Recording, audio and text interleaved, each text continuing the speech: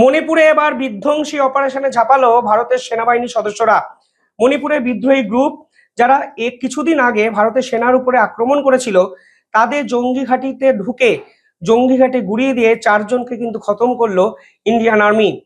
সে বিদ্রোহী গ্রুপের নাম হলো ইউনাইটেড কুকি ন্যাশনাল আর্মি, যাদের সাসপেনশন অপারেশনে ভারত সরকার কিন্তু নিষিদ্ধ ঘোষণা করেছে।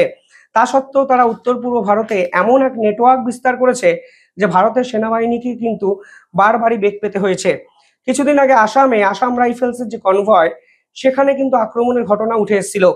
পরবর্তীকালে আসামের একটি সেনাঘাঁটি যেখানে গ্রেনেড হামলা চালানো হয়, এবং সেদিনই অরুণাচল প্রদেশের এক সেনাঘাঁটির উপরেও কিন্তু গ্রেনেড হামলা চালানো হয়।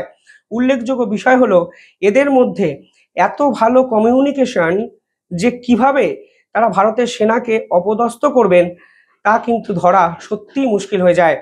দেখুন, আসামে যে গ্রুপ আন্দোলন করে তার নাম উলফা আই। নাগাল্যান্ড ওরিয়েন্টের জায়গায় যে গ্রুপ আন্দোলন করে তার নাম NSCN। এবার মণিপুরে যে গ্রুপ আন্দোলন করে তার নাম কিন্তু UKNA। এবং এক একটি বিদ্রোহী গ্রুপ নিজেদের মধ্যে অত্যন্ত ভালো কমিউনিকেশন সিস্টেম বজায় রাখে, এবং তাদের টার্গেটে ভারত সরকার এবং ভারতের সেনাবাহিনীর সদস্যরা। এতদিন অবধি ভারত একটু ধীরে চলনীতিতে বিশ্বাস করত, কারণ তারা কোথাও না কোথাও ভারতেরও অংশ ছিল।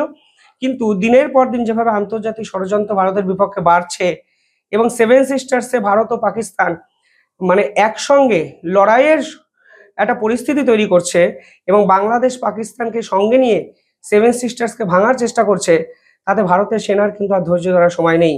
আর সময় নেই বলেই তারা আজকে ভোর 5:30টার সময় এই ধরনের বিধ্বংসী অপারেশন চালায়, যেখানে 4 জন জঙ্গি সম্পূর্ণ খতম হয়ে যায়, 2টি জঙ্গি ঘাঁটি সম্পূর্ণ শেষ হয়ে যায়।